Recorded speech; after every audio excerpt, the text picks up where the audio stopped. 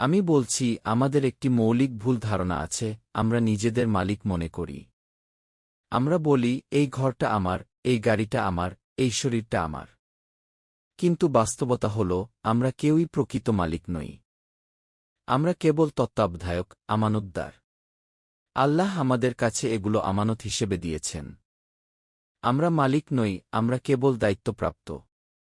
আমাদের হাতে যা কিছু আছে, সম্পদ, শরীর, সময়, শক্তি, সবই আল্লাহর দেওয়া পবিত্র আমানত। এই সত্যটা যদি আমরা বুঝতে পারতাম, তাহলে আমাদের জীবনযাপন, আমাদের সিদ্ধান্ত, আমাদের লেনদেন সবকিছু বদলে যেত।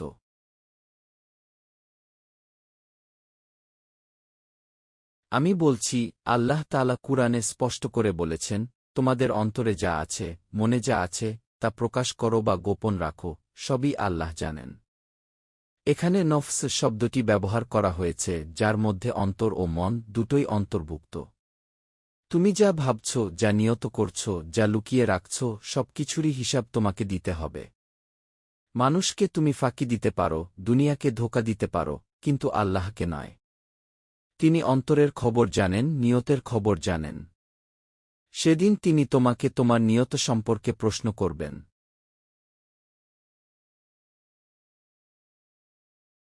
আমি বলছি, আল্লাহ যাকে চান ক্ষমা করবেন, যাকে চান শাস্তি দেবেন, এটা তার একছত্র অধিকার। এটাই আহলুস সুন্নাহর আকীদা। আল্লাহ সর্বময় ক্ষমতার অধিকারী। তিনি যদি কাউকে শাস্তি দেন, যদিও আমাদের চোখে সে নির্দোষ মনে হয়, তবুও সেটা তার অধিকার। কারণ সবকিছুই তার। আবার তিনি যদি সবচেয়ে বড় গুনাহগারকেও ক্ষমা করে দেন, তাও তার অধিকার। যদিও আমরা জানি, তিনি ন্যায়বিচার করবেন, সৎকর্মীদের পুরস্কৃত করবেন, অপরাধীদের শাস্তি দেবেন। কিন্তু ক্ষমতা তারই হাতে। তিনি যা ইচ্ছা করেন, যেভাবে ইচ্ছা করেন, তিনি তা করার পূর্ণ অধিকার রাখেন।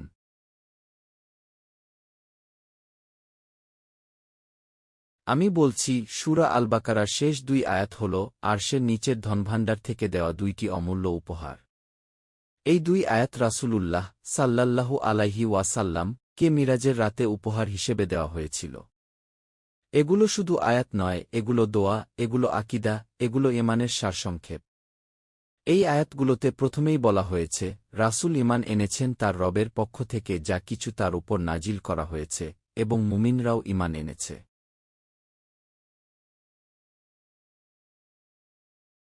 আমি গর্ব করে বলি, এই ঈমানের ঘোষণায় প্রথম নামটি হল মুহাম্মদ সাল্লাল্লাহু আলাইহি ওয়াসাল্লাম। তিনিই প্রথম বিশ্বাস করেছেন, তিনিই প্রথম সাক্ষ্য দিয়েছেন, যা কিছু তার অন্তরে নাজিল হয়েছে, তা আল্লাহর পক্ষ থেকেই এসেছে, জিবরাইল আলাইহিসসালাম এর মাধ্যমে এসেছে।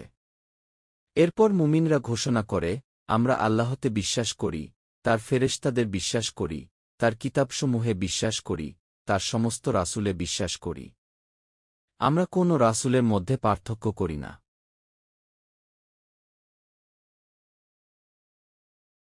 আমি বলছি, এই ঘোষণার গুরুত্ব অপরিসীম। কারণ আগের উম্মতদের বড় একটি ব্যর্থতা ছিল, তারা কিছু নবীকে মানত, আর কিছু নবীকে অস্বীকার করত। ইহুদিরা মূসা আলাইহিসসালাম কে মানত, কিন্তু ঈসা আলাইহিসসালাম ও মুহাম্মদ সাল্লাল্লাহু আলাইহি ওয়াসাল্লাম কে মানেনি। খ্রিস্টানরা ঈসা আলাইহিসসালাম কে মানে, কিন্তু মুহাম্মদ সাল্লাল্লাহু আলাইহি ওয়াসাল্লাম কে মানে না। অথচ আমাদের শেখানো হয়েছে আমরা সবাইকে মানি, কাউকে বাদ দিই না।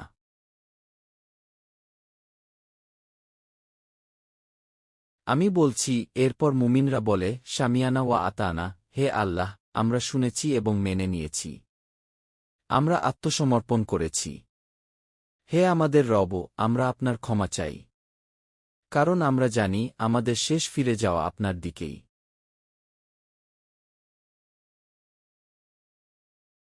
আমি বলছি, আল্লাহ কাউকে তার সামর্থ্যের বাইরে দায়িত্ব দেন না। তিনি জানেন আমাকে কতটা বুদ্ধি দিয়েছেন, কতটা শক্তি দিয়েছেন, কতটা বোঝার ক্ষমতা দিয়েছেন। আপনাকে কি দিয়েছেন সেটাও তিনি জানেন। বিচার হবে ব্যক্তিগতভাবে। সবার বিচার এক মানদণ্ডে হবে না। যার যা সামর্থ্য, যার যা সুযোগ, তার হিসাবও হবে সে অনুযায়ী। প্রত্যেক আত্মা তাই পাবে যা সে নিজে উপার্জন করেছে। ভালোটা তার পক্ষে যাবে আর মন্দটা তার বিরুদ্ধেই যাবে।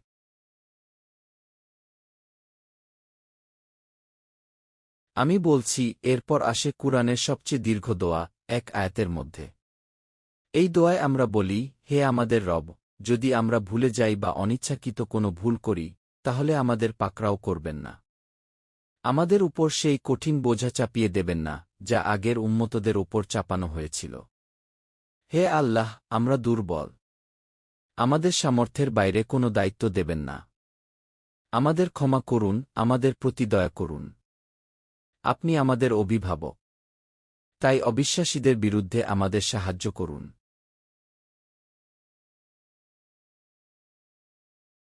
আমি বলছি, এই দোয়া শুধু মুখে পড়ার জন্য নয়। এটা একটি সংগ্রামের দোয়া।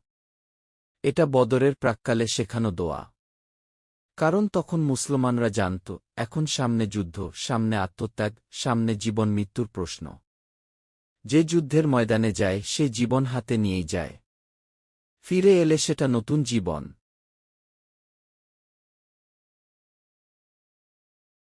সবশেষে আমি বলছি, এই পুরো আলোচনা আমাদের একটি মৌলিক সত্য শেখায়। আসমান ও জমিনে যা কিছু আছে সবই আল্লাহর। তিনি একমাত্র প্রকৃত মালিক। আমরা কেউই মালিক নই।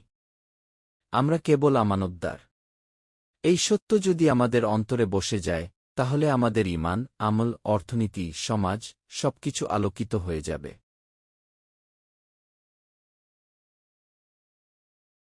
প্রিয় ইসলামের ভাই ও বোনেরা, আসসালামু আলাইকুম ওয়া রহমাতুল্লাহি ওয়া বারাকাতুহু। আমি আল্লাহর নাম নিয়ে শুরু করছি এবং জীবনের প্রতিটি বিষয়ে তার সাহায্য কামনা করছি। আজকের এই রাতে আমরা কুরআন মাজিদের তৃতীয় সূরা শুরু করতে যাচ্ছি। এই সূরাটির নাম হল সূরা আলে ইমরান।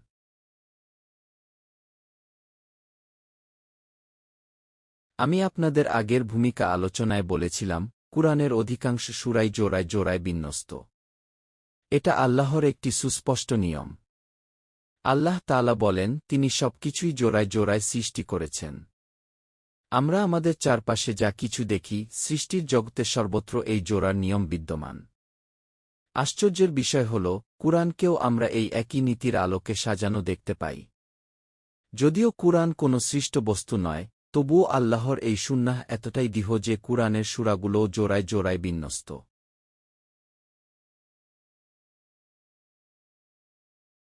রাসূলুল্লাহ সাল্লাল্লাহু আলাইহি ওয়াসাল্লাম এই দুটি সূরার জন্য একটি সম্মিলিত নাম ব্যবহার করেছেন।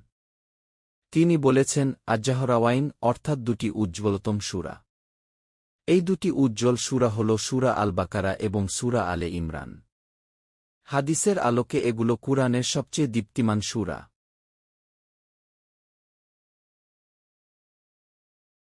আমি আরও বলছি, কুরআনের শেষ অংশে আমরা দেখি আল মুআউয়াতাইন, অর্থাৎ সেই দুই সূরা যেগুলো আমাদের শেখায় কিভাবে আল্লাহর কাছে আশ্রয় চাইতে হয়। বিষয়বস্তু একই, কিন্তু আল্লাহ তাআলা তা দুইটি সূরায় ভাগ করে দিয়েছেন, যেন একটি জোড়া গঠন হয়। অর্থাৎ আশ্রয় প্রার্থনার বিষয়টিও আল্লাহ জোড়ায় জোড়ায় শিক্ষা দিয়েছেন।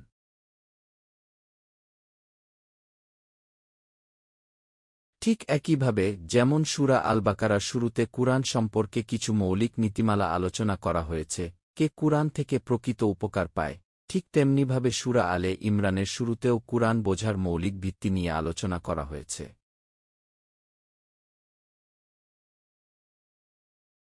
আমি আপনাদের স্মরণ করিয়ে দিতে চাই, গত রাতে আমরা পড়েছি, সূরা আল বাকারা শেষ হয়েছে একটি অত্যন্ত দীর্ঘ ও গভীর দোয়ার মাধ্যমে। একই ধারা আমরা সূরা আলে ইমরানেও দেখতে পাই। এই বরকতময় সূরাটিও শেষ হয়েছে একটি দীর্ঘ দোয়ার মাধ্যমে। আমরা তো এইমাত্র নামাজে দ্বিতীয় রাকাতে ইমাম সাহেবের কণ্ঠে সেই দোয়াটি তিলাওয়াত শুনলাম, যা সূরা আলে ইমরানের শেষ অংশে এসেছে।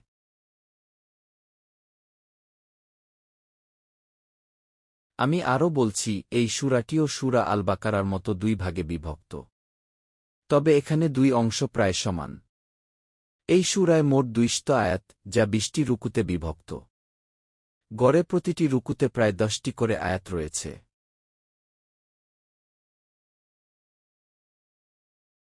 প্রথম অংশে রয়েছে ১০১টি আয়াত, দ্বিতীয় অংশে রয়েছে ৬টি আয়াত। অর্থাৎ প্রথম ভাগে 10 রুকু, দ্বিতীয় ভাগেও 10 রুকু।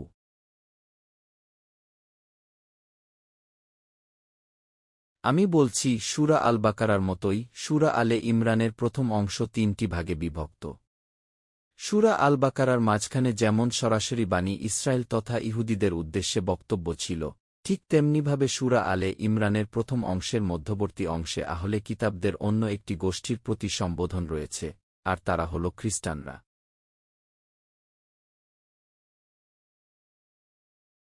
এই অংশে হজরত ঈসা আলাইহিস সালাম এর ব্যক্তিত্ব, তার জীবন, তার দাওয়াত এবং তার মিশন বিস্তারিতভাবে আলোচিত হয়েছে।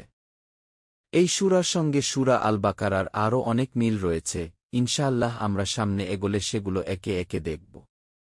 এখন যদি সব আলোচনা করে ফেলি, তাহলে ভূমিকা অংশেই অনেক সময় লেগে যাবে। এখন আমি সূরার শুরুতে আসছি। আলিফ লাম মিম।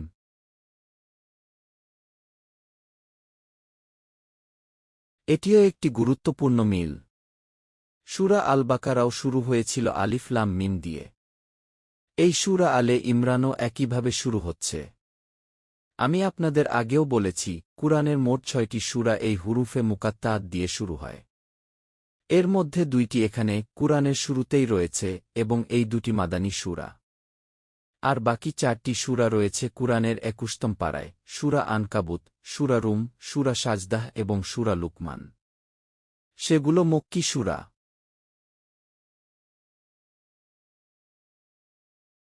এরপর আল্লাহ তাআলা বলেন, আল্লাহু লা ইলাহা ইল্লা হুয়াল হাইয়ুল কাইয়ুম। এই বাক্যটি আমরা আগেও পড়েছি আয়াতুল কুরসিতে। আল্লাহ ছাড়া কোনো উপাস্য নেই। তিনি চিরঞ্জীব, তার জীবন কারও দেওয়া নয়। তিনি স্বয়ংসম্পূর্ণ। তিনি কাইয়ুম, সমগ্র সৃষ্টিকে ধারণকারী ও পরিচালনাকারী। তিনি কারও মুখাপেক্ষী নন, বরং সমগ্র সৃষ্টি তার মুখাপেক্ষী।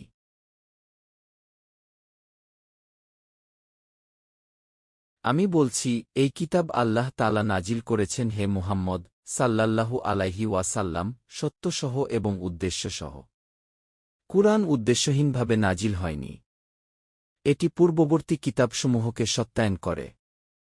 কুরআন সাক্ষ্য দেয় যে তাওরাত আল্লাহ মূসা আলাইহিসসালাম কে দিয়েছেন, ইনজিল আল্লাহ ঈসা আলাইহিসসালাম কে দিয়েছেন। এই 3টি কিতাবই মানবজাতির জন্য হেদায়াত হিসেবে নাজিল হয়েছে।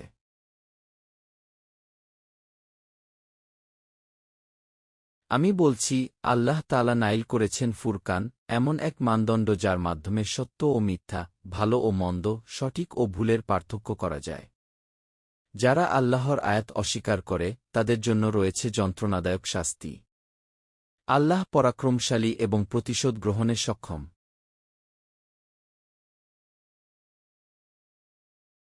আমি বলছি, আল্লাহর কাছে কিছুই গোপন নয়। আকাশে হোক বা জমিনে, সবকিছুই তার জ্ঞানের আওতায়। তিনিই মাতৃগর্ভে তোমাদের আকৃতি দান করেন যেভাবে তিনি চান। কারও নিজের চেহারা বা গঠন নির্ধারণের কোনো ক্ষমতা নেই। এটা সম্পূর্ণ আল্লাহর ইচ্ছা।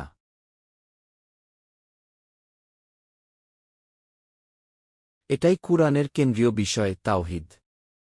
আল্লাহ ছাড়া কোনো ইলাহ নেই, কোনো উপাস্য নেই, কোনো সর্বময় কর্তৃত্ব নেই। তার আনুগত্যের অধীনেই অন্যদের আনুগত্য হতে পারে, স্বাধীনভাবে নয়।